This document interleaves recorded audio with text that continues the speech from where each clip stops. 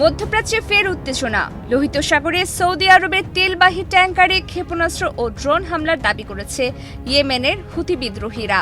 হামলার কথা স্বীকার করেছে সৌদি আরবও। একই সঙ্গে সৌদির সামরিক বহর ও অস্ত্রের গুদামে হামলার দাবিও করেছে হুতিরা।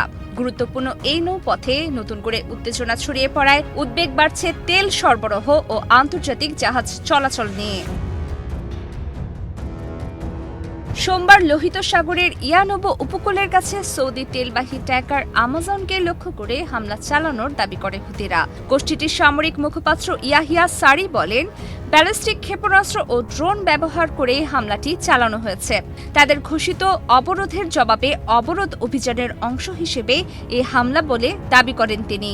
হামলার পর সৌদি শিপিং কোম্পানি বাহরি জানায়, তাদের আমাজন জাহাজ আঞ্চলিক জলসীমায় হামলার মুখে পড়েছে। তবে জাহাজটির ক্ষয়ক্ষতি কিংবা হতাহতের বিষয়ে বিস্তারিত জানানো হয়নি। শুধু তেলবাহী ট্যাঙ্কার নয়, সৌদি সামরিক বহরেও হামলার দাবি করেছে হুতিরা। তাদের ভাষ্য, সৌদি আরব থেকে ইয়েমেনের সরকারি বাহিনীর জন্য সামরিক সরঞ্জাম নিয়ে যাওয়া একটি বড় বহরকে লক্ষ্য করে ক্ষেপণাস্ত্র ও ড্রোন হামলা চালানো হয়।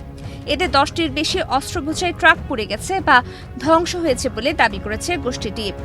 আল কানাইস এলাকায় সৌদি বাহিনীর অবস্থান ও কয়েকটি অস্ত্রের গুদামেও হামলার দাবি করা হয়েছে। তবে এসব দাবি স্বাধীনভাবে যাচাই করা যায়নি।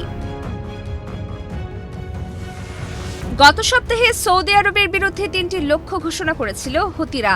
এগুলোর মধ্যে রয়েছে সৌদি জাহাজে অবরোধ, সৌদি সেনাদের বড় ধরনের সমাবেশে হামলা এবং ইয়েমেনের যে কোনো সামরিক অনুপ্রবেশ প্রতিহত করা। এর মধ্যে গত কয়েক সপ্তাহে সৌদি তেল কোম্পানি আরামকোর বিভিন্ন স্থাপনায় অন্তত 4 বার হামলা হয়েছে বলে দাবি করা হয়েছে। ইরানের ইসলামিক রেভলিউশনারি গার্ড কর্পসের মুখপাত্র হোসেন মোহাব্বিও বলেছেন, সৌদি আরবের পক্ষে হুতিদের পরাজিত করা সম্ভব নয়। এখন সবচেয়ে বড় উদ্বেগ বাব আল মান্দেব প্রণালী নিয়ে। লোহিত সাগর ও এডেন উপসাগরের সংযোগকারী এই গুরুত্বপূর্ণ নৌপথ দিয়ে তেল ও পণ্যবাহী বিপুল সংখ্যক জাহাজ চলাচল করে। হরমুজ প্রণালীকে ঘিরে উত্তেজনার কারণে সৌদি আরব কিছু তেল রপ্তানি লোহিত সাগর দিয়ে সরিয়ে নেওয়ার চেষ্টা করছে।